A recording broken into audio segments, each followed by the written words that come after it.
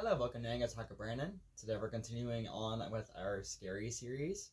So I will be discussing kind of in tangent with the past episode with Nemesis, discussing shadow work. For a while ago, I had the shadow work journal, so I was kind of curious about it, and now at the Enneagram spooky season, I figured I'd start talking a little bit more about it. I'm working through this with the Enneagram perspective, by the way, this shadow book. And shadow work is kind of mysterious. It's not really quite understood. In this book itself, in the shadow book journal, it says, what is shadow work? Shadow work is about revealing the unknown. The shadow is an unconscious aspect of personality that the ego does not identify with. You might experience your shadow when it triggers in social interactions, relationships, and episodes of anxiety or stress. And then it goes on about what to do with shadow work, and how that happens. Shadow work is important, and there are many benefits to it. Your pains, triggers can be guides to help you understand what you deeply care about, bringing you closer to your life purpose. It started with the concept of shadow work, they call him the father of shadow work, Carl Jung. You can clearly see in there I have a lot of stuff going on with the Enneagram on there too. The concept of the shadow was first developed by Swiss psychiatrist and the psychoanalyst Carl Jung. Jung believed that exploring the shadow was essential for personal growth and individuation, the process of becoming one's authentic self. The shadow refers to the unconscious parts of our psyche that contain our repressed thoughts, feelings, and impulses. It is a side of ourselves that we reject or hide from others, and often from ourselves too. However, these repressed aspects of our personality can still influence our behavior and our emotional states.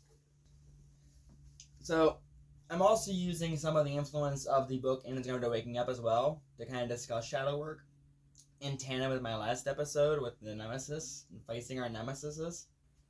So, some practices of shadow work are, and this is inspired by Google AI as well, of journaling, using dream analysis, confronting judgments about ourselves, identifying societal shadows, like if something's going on in the media and it's not really talked about, or sometimes YouTube algorithms don't like to enjoy conversations about stuff because YouTube algorithms kind of a little more PC. You can't say stuff like you used to back in the olden days on YouTube, but or integrating suppressed activities. Like I used to do stuff when I was a kid, now I don't because I was made fun of. And figuring out how to integrate that back into ourselves. In the Enneagram's Guide to Waking Up, it does also mention some of the ways we can use the Enneagram to almost fight with our shadow, to face it. And it goes over using the wings. So for my type, the type 4, that involves leaning on my 3 wing and my 5 wing. And my arrows going to 1 in security, and my arrow going to 2 in stress, and learning from them. The swings are gentle development steps, and the arrows are the radical shifts to our development. I'll give you my example using the Enneagram again from my type in particular with the wings and the arrows to show you what that looks like and what I mean by that. Yeah, so for type 4, using the 4 wings as growth stretches. Embodying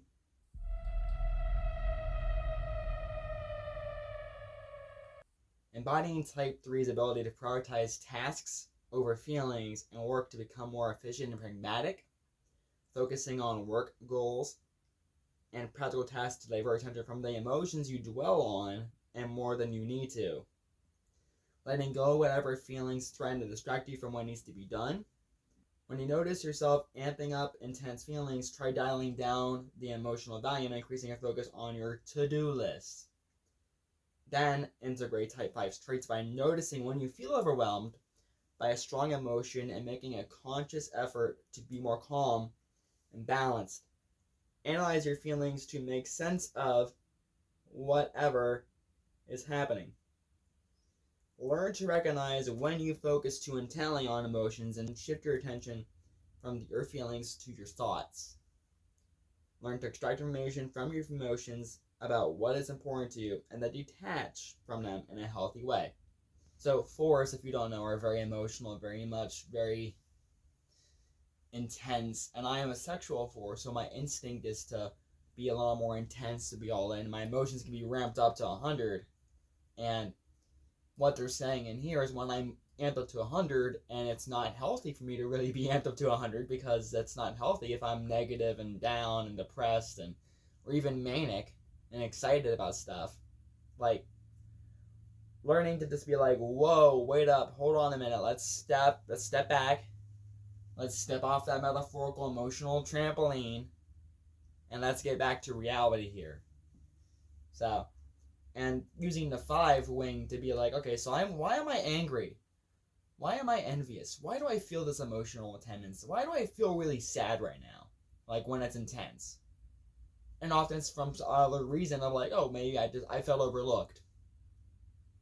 And because I felt overlooked, I got really mad about it. Like, or I got sad, or, you know, I'm excited to be with somebody in my life, a mental person, for example, and I'm excited and I'm like all into this and I want to like almost ravage the moment. And it's super intense. And now everyone's ready for you to be like, whoa, let's go intense. Like, let's calm that down. Let's take a step back. And for the arrows, it says here, the first embodied type 1 strength of focusing on practical action steps, in addition to feeling and meaning. Put attention on what needs to be done to improve things and create high quality results. Take action to implement your creative ideas with attention to organization, process, and discipline. Find ways to balance your emotional nature with a focus on structure and tasks. Exercise and get more in touch with your body, noticing on how being more in your body helps you feel physically supported and manage to fluctuate emotions. So being more focused and doing tasks, like I don't know what that has to do with you too, but we're gonna go with it. So, you know, that was a joke, by the way, guys. That was a joke. So, and then for the type 2, which is where I go to in stress, it says for the type 2 in particular, to integrate type 2's ability to balance your attention on yourself with a more intentional focus on others. Devote more attention to what others need and how you can be of service to the important people in your life. This provides a counterbalance to your self-referencing tendency and your habit to prioritizing your own internal experiences. Focus outside of yourself. Listen to others and empathize more. Strengthen your relationships through mutual understanding. So, granted, for me, like my social tendency is, my social instinct is really repressed. So for me, like being more focused on the group tends to be manifested through my sexual instinct, which is more my special person, like one-on-one, me and her, like death to the, ride or die type of tendency, or focusing on self-preservation and preserving the group and focusing on making sure the group is okay. But I don't really I tend to take myself out of the equation normally. So if I integrate with 2 and learn how to use 2's relationalists tendencies in their triad to relate to them, I can still be able to be with them and not take myself totally out of the equation and be like, I'm a part of the group. It's me and them connecting. Not the same as my special person connecting, but it's the similar aspect of we're connecting on a same level basis. So that's kind of what this book talks about for integrating, and they do some other steps with using the shadows, like facing our shadows. I talked about some of the episodes, some of the long tangents in the past episode with Nemesis, discussing that. If you want to see that, go back to that. Shadow work can be done alone. Shadow work can be done alone, but it may be challenging if you're unprepared for it. The shadow work journal says about like having time to decompress before you do it and after you do it. And they recommend having a therapist with you to like help, a therapist alongside of you with doing shadow work, because sometimes it brings up trauma, it brings up unresolved childhood issues, and sometimes our emotions ourselves can be very overpowering and can almost persuade you to not be pursuing shadow work because of how intense it is. But yeah, the Enneagram itself is the weapon we use to like face our nemesis, to face with our shadow work. Because sometimes with a lot of shadow work, if you don't have the intelligence of the Enneagram, you have to almost figure it out yourself to know what you're wrestling with, to know your triggers, to know your blind spots. With the Enneagram, it tells you what your blind spots are before you even realize they're a blind spot. And then you have to almost notice them after the fact. Like for me, with my instinct, I'm the sexual 4. I compared myself and using the book and kind of waking up. The face I wear as the sexual 4 is I externalize my suffering. I'm known as the mad 4. I communicate anger to defend against pain, shame, and inferiority. It's a competitive type. I'm not really super competitive, but I see it not as the like competing with somebody and more like competing for the attention, for me in particular. That's how that manifests. And envy becomes your competition driving force, and it drives you in actions to be affirmed and to be seen as superior. So that's how envy plays out with me in competitiveness as the 4. You can become arrogant and wanting to be seen as attractive and special and extraordinary. Yeah. The shadow side of the sexual 4 is the externalized suffering is to avoid feeling the painful emotions, and it prevents allowing the consciousness of other emotions, such as sadness or hurting or feeling a lacking sense. Sexual 4s use anger to almost like face against their emotions, because I can't be seen as weak if I cry, so I'll be angry and like, Argh! Like, yeah, that's kind of how sexual 4 may use anger, similar to an 8. Often you can become unaware of how you express the competitive tendencies because of envy, which is kind of where I'm at with that. Like, it tells me I do this, I'm like, oh, I do it? Like, what? And then it's a matter of being aware and observing yourself with it, though.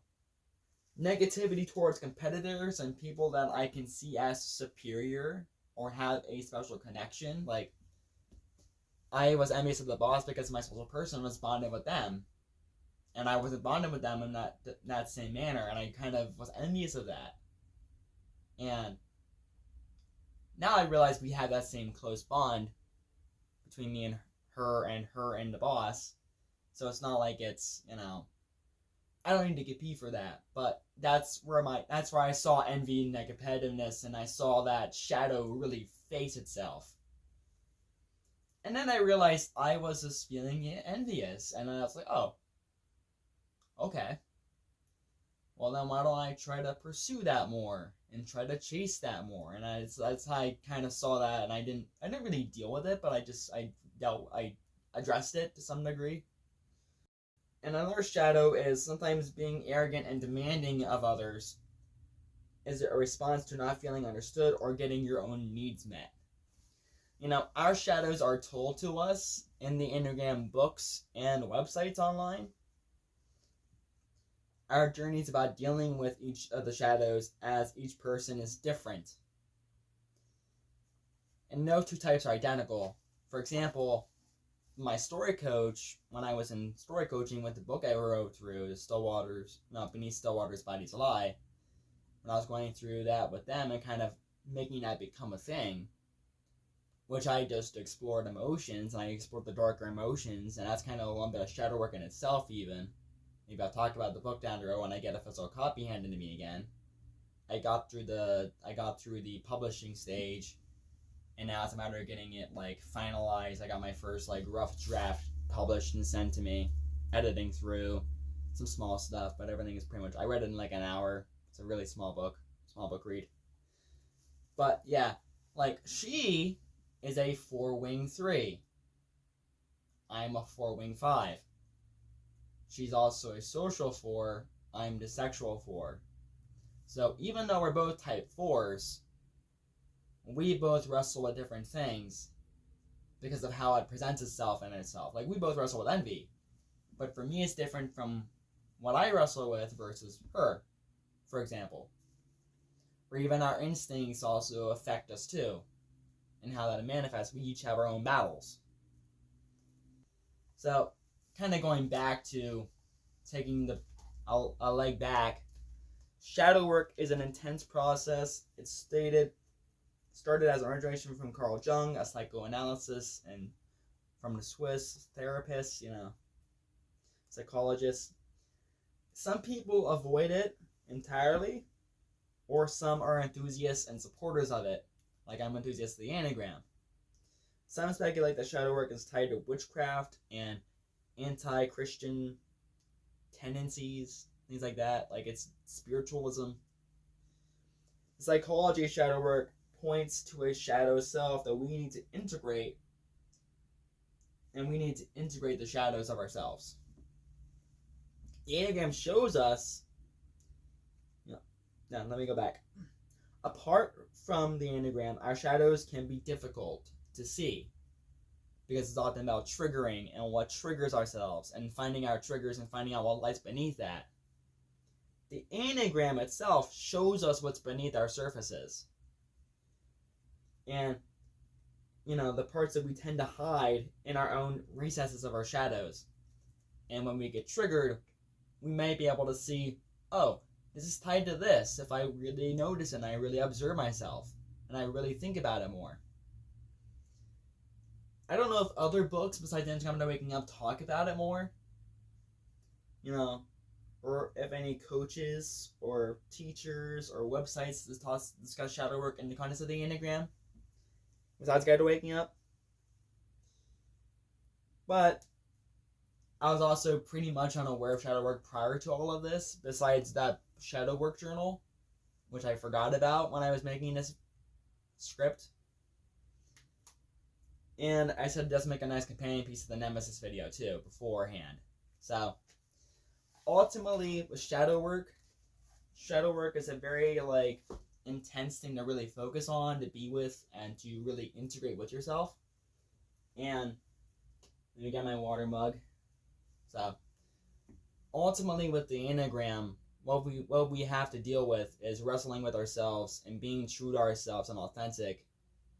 And also, no matter what happens, basically with the Enneagram, it helps us see ourselves fully. And we can see things we like about ourselves, things we don't like about ourselves. And we have to learn to face that battle, to be true to ourselves, to be authentic, our whole selves. It's not always easy. And we all have different battles. Some of us have childhood traumas that prevent us from really wrestling with our type that some of us don't deal with. Some of us gone through poverty or richness. Some of us are, destitute. Some of us go through life pretty well to do. Some of us have a social network. Some of us don't have a social network. It all varies depending on what you're looking at. But at the end of the day, we're all humans. Because I hope we are. And the Enneagram is made for humanity. And the Enneagram itself is what gives us creativity, or once we figure it out, I'm creative, and seeing that I'm creative helps me realizing, oh, I am creative. I always had this idea, I'm not going to be an artist or an actor or a painter, I have this idea in here, but I can never get to kind of the hands. And using video made me realizing that, oh, I do have creativity, and I can kind of make it almost like I see it in my head. It's not going to be absolutely perfect because I'm an idealist, but it helps me see that I can be creative like my typing says I am. And when I wrestle with envy and I see something happens on Facebook where something triggers me and I step aside, I step off social media and I'm just why am I mad about that? Oh, because I'm envious about it. And then that helps me I can reorient, I can just push on through. Someone Hugh says it's saying, oh, I'm just a four feeling four things. And he kind of leaves it at that. So, some of this may be just realizing we feel the same things we've always felt because of this typing. With this being said, shadow work is also a kind of rather mysterious thing. I left the lights off just for this whole tendency of being shadowy and mysterious so you can see me a little more clearly and the light behind me, shadow looking forward. So, yeah. That's also kind of why I'm closer to the camera versus where I'm normally at, which is right back here. So, anyway, guys, with that being said, I hope you've enjoyed yourselves. I hope you guys are true to enjoying the weekend. Be true to life, be present to yourselves. And as Halloween gets wrapped closer to, I hope you guys are safe. I hope you guys are being responsible. Donate candy that you don't trust, obviously, you know. I hope you guys enjoy yourselves. Have a good weekend. Have a safe holiday, Halloween, trick-or-treating thing. Yeah, take care, guys. Goodbye.